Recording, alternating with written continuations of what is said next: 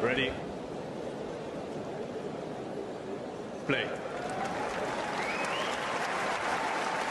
Amanda Anisimova and Elena Rybakina is the next one.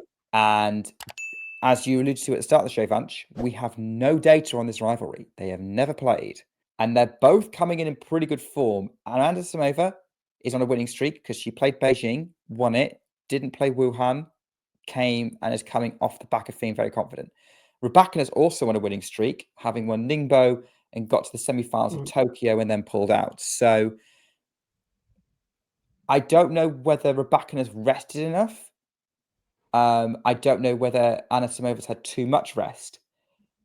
But both are going to be feeling very confident right now. And I think this one could be an absolute blockbuster. And I've no idea which way this one's going to go. I might have a gut instinct based on the season. But what do you think, Vanch? Yeah, I think this is one of those matches that's really just. I think this might be a 3-setter, like just right off the bat, because there is, if both of them can play well at the same time, it has the potential to be a really high quality match. But because they're both kind of first strike players, they like to take the racket out of your hand in the first 2 or 3 shots. If one person isn't having the best service rhythm early on, then it's going to be really tough to, get their teeth into the match. So I think it's one of those that'll just be a little bit of a roller coaster up and down, both players trying to feel each other out. As for the patterns, I mean, I think Amanda's probably going to change directions down the line a bit faster than Rybakina will, just because Rybakina is much more the type of player who will just play very consistent, hard cross-court shots, and then won't really take the opening unless it's there for her.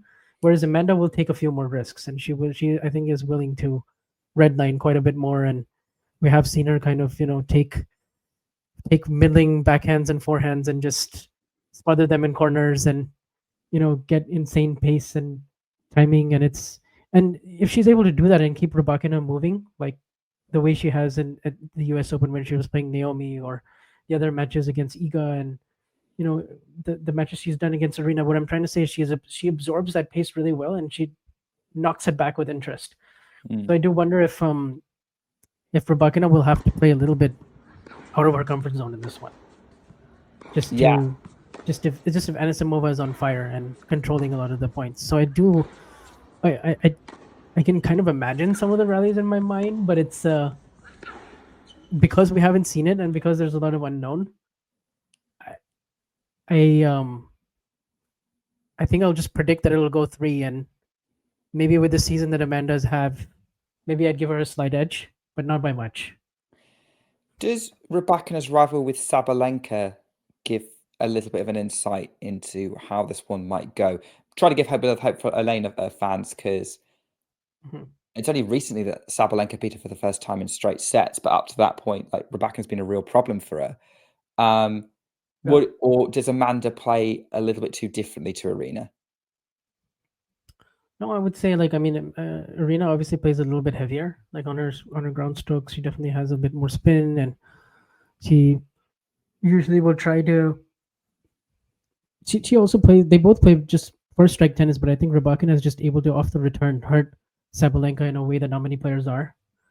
And because she's tall and the kick serve doesn't bother her as much, she can kind of take it early, especially on the backhand, and just kind of rush Sabalenka immediately on the first shot after the serve.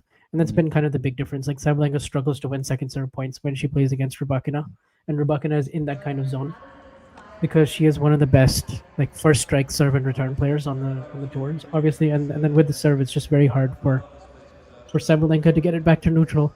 So that's been tough. But so I do think that Amanda protecting her second serve, that's going to be the biggest thing, because that's where I could see Rybakina really making a lot of hay and potentially winning a 6-2 or 6-3 type set and just having all the momentum. But I do wonder about Rybakina in the clutch moments this year, because we have seen her, for instance, over the summer, not close out some matches against Fernandez and Mboko and get herself in those tight situations.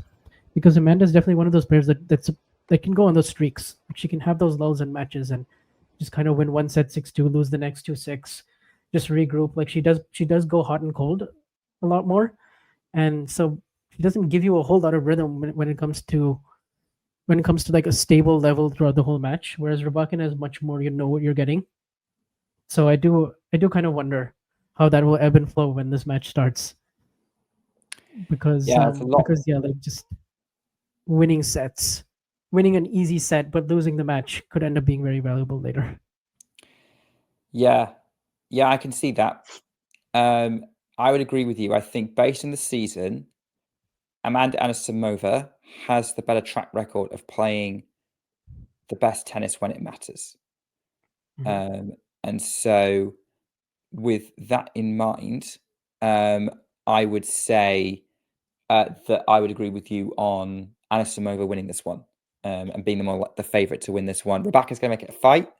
I agree with you. It could see it being 3, but yeah, Amanda has to be the favourite unless that she doesn't go get hot for long enough and Rybakina takes advantage, or she struggles with being put on the back foot by Rybakina, which I don't see her doing because she will adjust and fight back and just sort of stand her ground. So I'm going to go with Anisimova as well to win this one. If you enjoyed this video, make sure you hit that like button. Don't forget to subscribe and click that notification bell so you don't miss out on all things tennis.